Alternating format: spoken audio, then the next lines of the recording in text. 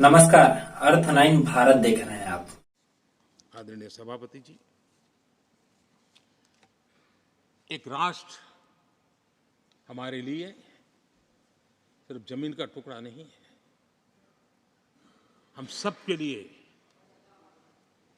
एक इकाई ऐसी है जो प्रेरणा देने वाली इकाई है। जैसे शरीर होता है, शरीर में जैसे अंगांगी भाव होता है, अगर पैर में कांटा लगे तो पैर ये नहीं कहता है, हाथ कभी नहीं सोचता है कि मुझे क्या, पैर को कांटा लगा है, पैर पैर का काम करेगा। पल भर में हाथ पैर के पास पहुंच जाता है, कांटा निकालता है। कांटा पैर को लगता है, आंख ये नहीं कहती कि आंसू मैं क्यों बहाऊं, आंसू आंख से निकलते हैं। हिंदुस्तान के किसी भी कोने में दर्द हो तो पीड़ा सबको होनी चाहिए। अगर देश का एक कोना, अगर शरीर का एक अंग अगर काम नहीं करता है तो पूरा शरीर अपंग माना जाता है। शरीर जिस प्रकार से, अगर देश का भी कोई कोना, देश का कोई क्षेत्र विकास से वंचित रह जाएगा तो देश विकसित नहीं हो सकता है। और इसलिए हमें भारत को एक अंगांगी भाव से देखना होना चाहिए, उसको टुकड़ों में नहीं देखना चाहिए। जिस प्रकार से हिंदी और भाषा बोली जा रही है, देश को तोड़ने के लिए, राजनीतिक स्वार्थ के लिए नए नैरेटिव गढ़े जा रहे हैं। एक पूरी सरकार मैदान में उतर करके भाषा गढ़ रही है। इससे बड़ा देश का दुर्भाग्य क्या हो सकता है? आप मुझे बताइए, झारखंड का कोई आदिवासी बच्चा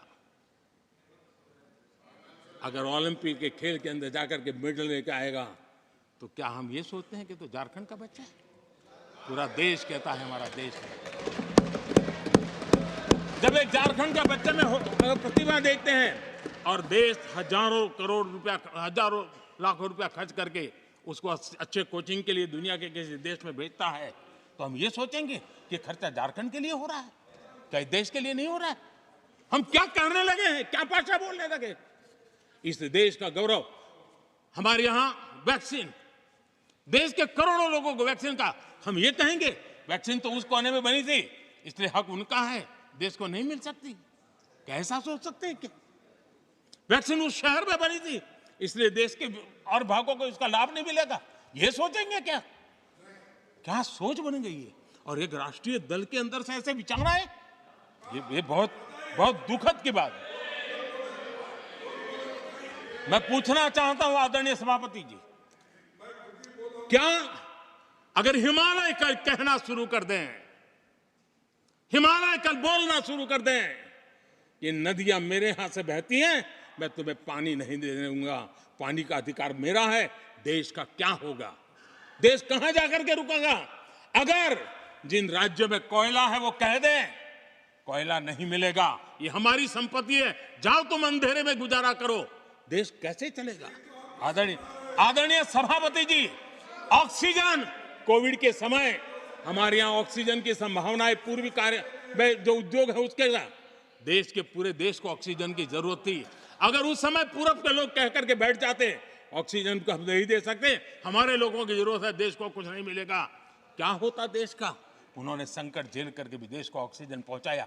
देश के अंदर ये भाव तोड़ने का क्या प्रयास हो रहा है? क्या इस प्रकार से देश को हमारा टैक्स, हमारे मनी किस भाषा में बोला जा रहा है? ये देश के भविष्य के लिए नया खतरा पैदा करने वाली बात है।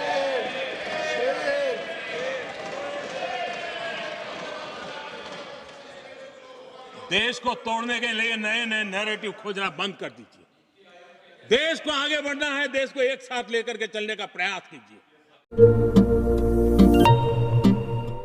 जब लोग कहते थे सोने के आभूषण में कभी पारदर्शिता नहीं हो सकती, लेकिन आज 100% वापसी का भरोसा सोना महल से ले रहे हैं। हमने करके दिखाया। लोगों को विश्वास नहीं था कि सोने चांदी के आभूषण कभी ईएमआई पर ले सकते हैं, लेकिन आज हमारे सभी ब्रांच में लोग अपने मनपसंद जेवर ईएमआई पर ले रहे हैं। हमने करके दिखाया।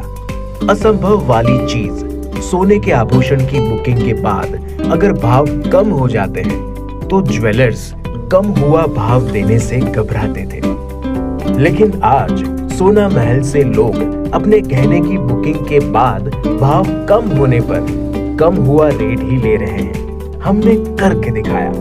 जब लोग डायमंड ज्वेलरी ज्यादा दाम सोचकर नहीं ले पाते थे, आज हमारे शोरूम में 6,000 रुपए से शुरू डायमंड प्रोडक्ट ले रहे हैं। हर घर में हमारे डायमंड ज्वेलरी को काफी पसंद किया जा रहा है। मिडिल क्लास ग्राहक भी हमारे डायमंड ज्वेलरी से अपने शौकों को पूरा कर रहे हैं। हमने करके दिखाया। यूं ही नहीं सोना महल ग्राहकों की पहली पसंद। हमने करके दिखाया। सोना महल, विश्वास परंपरा का।